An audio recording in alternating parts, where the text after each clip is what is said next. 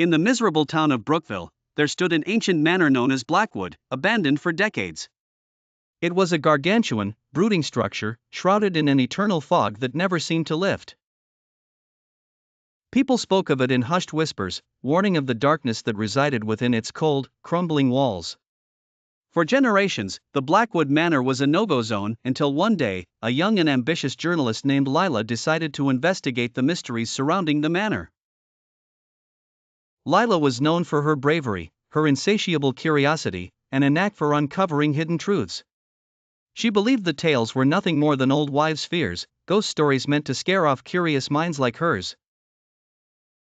With a flashlight in hand and a bag full of recording equipment, she approached the looming house just as the sun dipped below the horizon, casting an ominous shadow over the manor.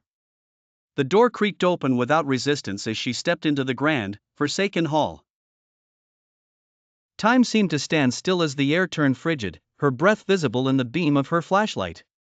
Cobwebs draped the once opulent chandeliers and torn, dusty drapes hung like ancient phantoms. The wooden floors groaned under her every step, as if they were vocalizing their disapproval.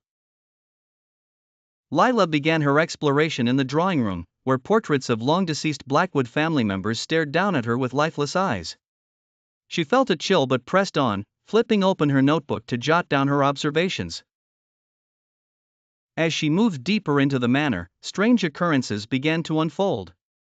Unseen hands seemed to brush against her skin, whispers echoed through the corridors, and she felt an unrelenting gaze upon her back.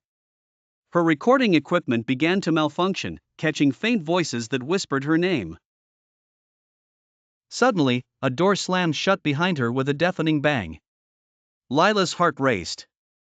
Gathering her courage, she turned the handle and pushed the door open, revealing a hidden staircase leading down into the dark abyss of the basement. With a deep breath, she descended, her flashlight flickering with every step.